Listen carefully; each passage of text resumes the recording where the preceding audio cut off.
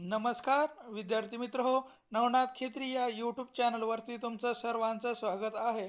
आज आपण ह्या व्हिडिओमध्ये बघणार आहोत मुंबई उच्च न्यायालय भरती 2026 प्रश्नपत्रिका क्रमांक 4 घेतला आहे। यामध्ये आपण चालू घडामोडीवर आधारित वन लाईन प्रश्न व त्याची उत्तरे घेतली आहेत। मित्र हो, अशाच नवनवीन व्हिडिओसाठी नवनाथ खेत्री या यूट्यूब चॅनलला सबस्क्राईब करा, लाईक करा, शेअर करा आणि कमेंट करायला विसरू नका।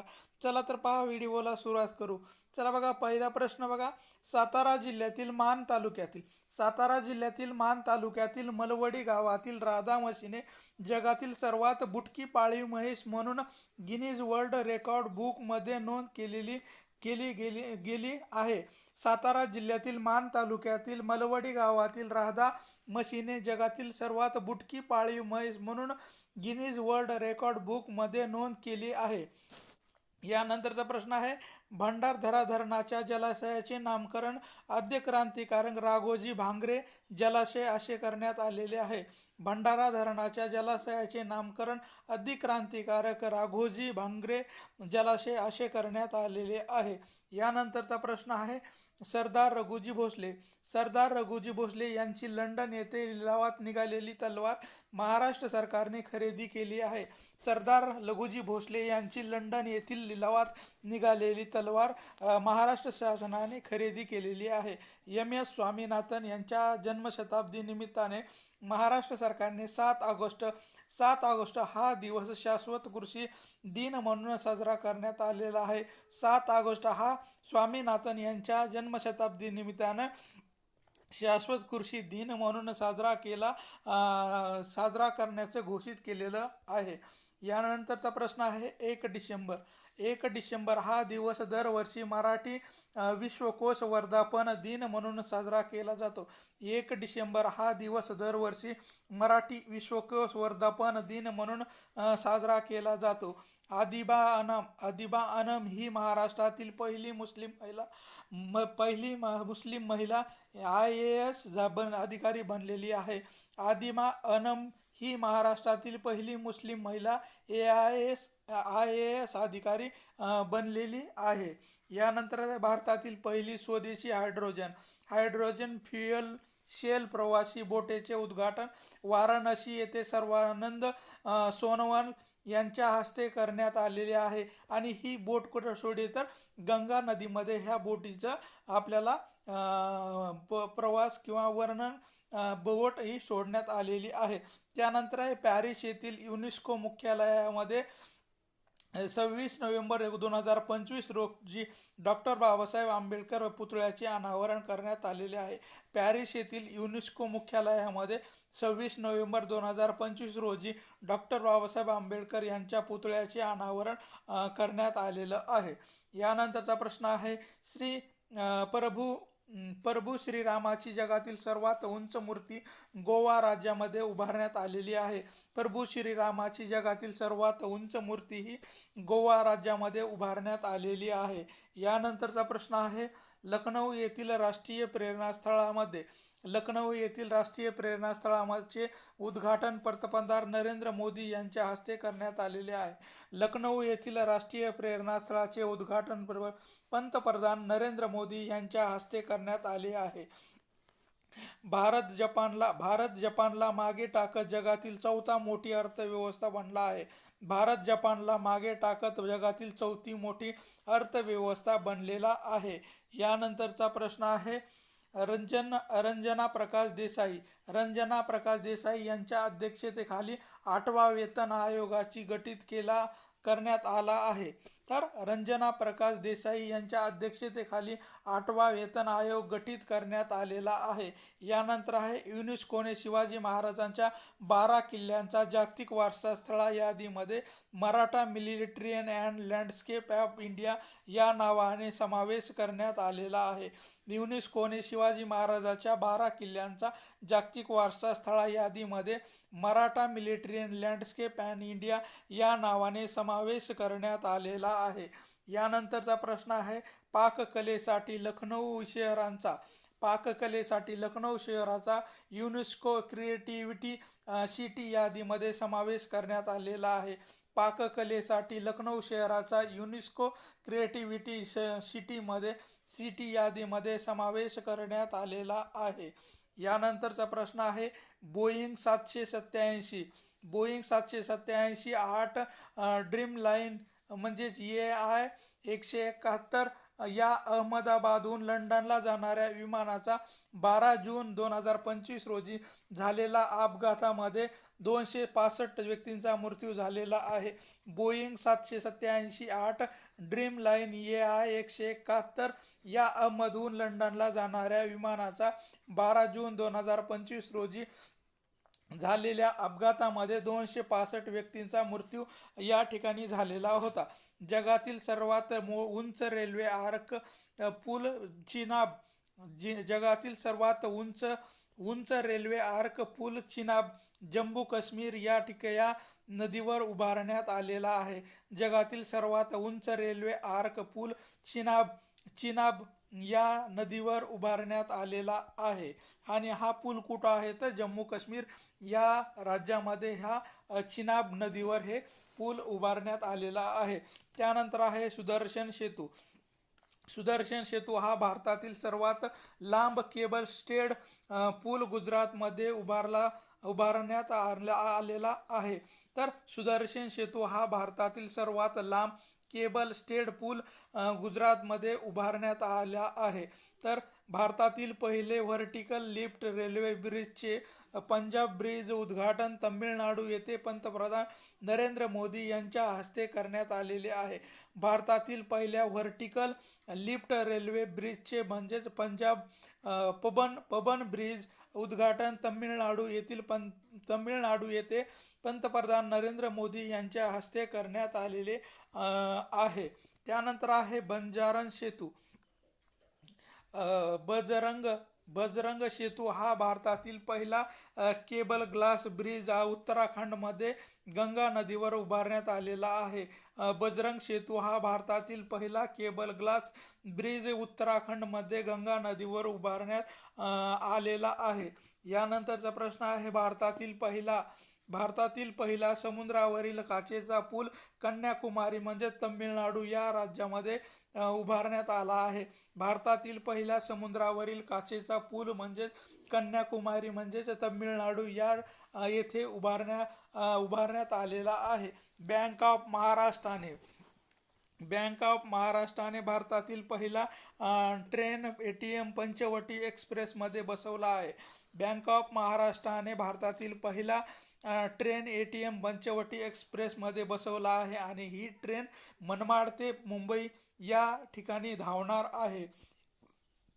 यानंतरचा प्रश्न आहे 31 ऑक्टोबर 2025 रोजी सरदार वल्लभभाई पटेल यांची 150वी जयंती साजरी करण्यात आलेली आहे.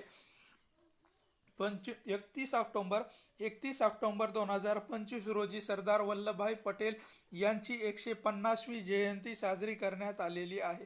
1 ऑक्टोबर 2025 रोजी केंद्रीय लोकसेवा आयोगाच्या स्थापनेला 100 वर्षे पूर्ण झाली आहे.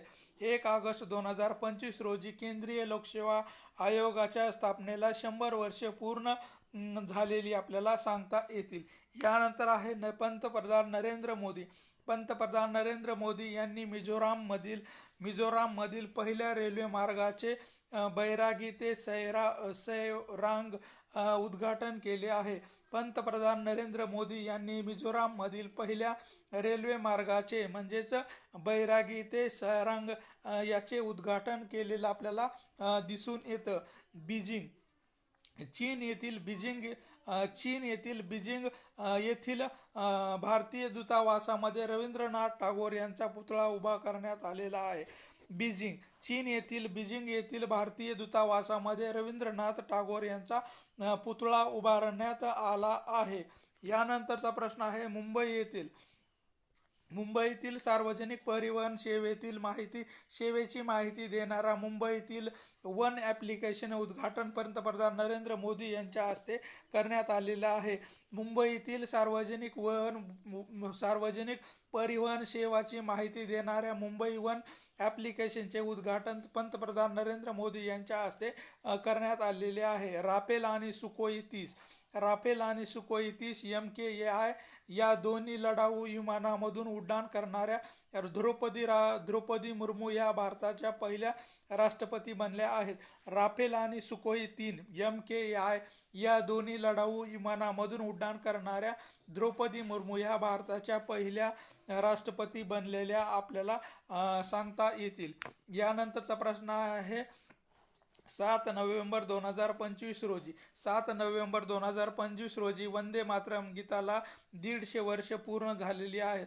7 नोव्हेंबर 2025 रोजी वंदे मातरम या गीताला 150 वर्ष पूर्ण झालेले आपल्याला सांगता येतील.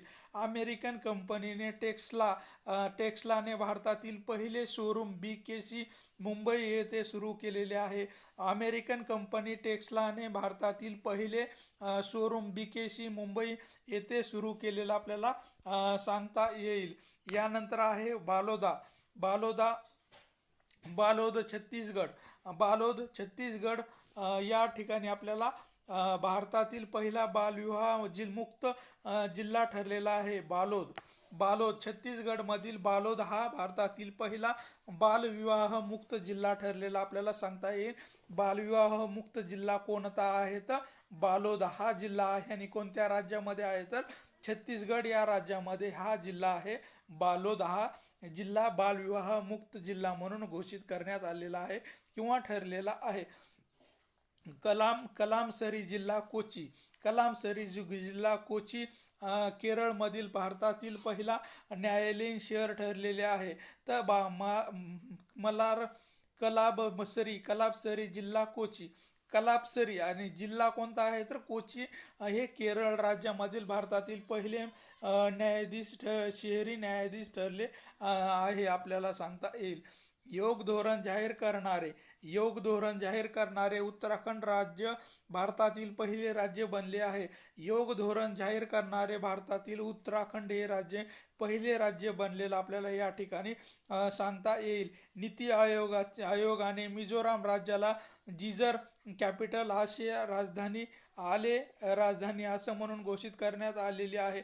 नीती आयोगाने मिझोराम राज्याला जिजर कॅपिटल असे घोषित करण्यात आलेलं आहे. यानंतर आहे इंदोर मध्य प्रदेशमधील इंदोरमध्ये भारतातील पहिले भिकारी मुक्त शहर बनले आहे. इंदोर हे शहर भारतातील पहिले भिकारी मुक्त शहर बनलेलं आपल्याला या ठिकाणी सांगता येईल. गुजरातमधील भारतातील पहिला सहकार विद्यापीठ उभारण्यात येणार आहे. गुजरातमध्ये भारतातील पहिले सहकार विद्यापीठ उभारण्यात येणार असलेलं आपल्याला येणार आहे. यानंतर आहे अहिल्याबाई होळकर विमानतळ इंदोर येथे भारतातील पहिले शून्य कचरा विमानतळ बनले आहे. अहिल्याबाई होळकर विमानतळ इंदोर येथील भारतातील पहिले शून्य कचरा विमानतळ बनलेला आपल्याला या ठिकाणी सांगता येईल. आसाम विधानसभामध्ये सर्व धर्मासाठी बहुपत्नीत्वावर बंदी घालणारे विधेयक सहमत करण्यात आलेलं आहे. आसाम विधानसभेमध्ये सर्व धर्मासाठी बहुपत्नीत्वावर बंदी घालणारे विधेयक सहमत करण्यात आलेलं आपल्याला या ठिकाणी सांगता येईल. यानंतर आहे सरकारी व खाजगी क्षेत्रातील मासिक पाळीच्या सुट्टीचे धोरण सुरू करणारे कर्नाटक देशातील पहिले राज्य बनलेले आहे. सरकारी व खाजगी क्षेत्रामध्ये मासिक पाळीच्या सुट्टीचे धोरण सुरू करणारे कर्नाटक राज्य देशातील पहिले राज्य बनलेलं आपल्याला या ठिकाणी सांगता येईल. दिल्ली मेरठ मार्गावर भारतातील सर्वात वेगवान नमो भारत ट्रेनचं उद्घाटन पंतप्रधान नरेंद्र मोदी यांच्या हस्ते करण्यात आलेलं आहे. दिल्ली ते मेरठ या मार्गावर धावणारी भारतातील सर्वात वेगवान नमो भारत ट्रेनचे उद्घाटन पंतप्रधान नरेंद्र मोदी यांच्या हस्ते करण्यात आलेलं आपल्याला सांगता येईल. अंदमान निकोबार येथे वीर सावरकर प्रेरणा उद्घाटन व सावरकरांच्या पुतळ्याचं उद्घाटन अमित शहा यांच्या हस्ते करण्यात आलेलं आहे. अंदमान निकोबार बेटे या ठिकाणी वीर सावरकर प्रेरणा उद्यान व सावरकर पुतळ्याचे उद्घाटन अमित शहा यांच्या हस्ते करण्यात या ठिकाणी आलेलं आहे. दिल्ली विधानसभा पूर्णतः सौर ऊर्जेवर चालणारी भारतातील पहिली विधानसभा बनलेली आहे. दिल्ली विधानसभा पूर्णपणे सौर ऊर्जेवर चालणारी भारतातील पहिली विधानसभा आपल्याला या ठिकाणी बनलेली दिसून येते. यानंतरचा प्रश्न आहे चंदीगड चंदीगड चंदीगड चंदीगड चंदीगडला भारतातील पहिली झोपडपट्टी मुक्त शहर म्हणून घोषित करण्यात आलेलं आहे. चंदीगडला भारतातील पहिले झोपडपट्टी मुक्त शहर म्हणून घोषित करण्यात आलेलं आहे. चंदीगड या शहराला झोपडपट्टी मुक्त शहर म्हणून घोषित करण्यात आलेलं आहे. सातनवरी जिल्हा नागपूर सातनवरी जिल्हा नागपूर हे भारतातील पहिले स्मार्ट आणि इंटेलिजन्स गाव व्हिलेज म्हणून घोषित करण्यात आलेलं आहे. सातनवरी हे जिल्हा नागपूर हे भारतातील पहिले स्मार्ट गाव आणि इंटेलिजंट व्हिलेज म्हणून घोषित करण्यात आलेलं आहे किंवा इंटेलिजंट शहर म्हणून घोषित करण्यात आलेलं सांगता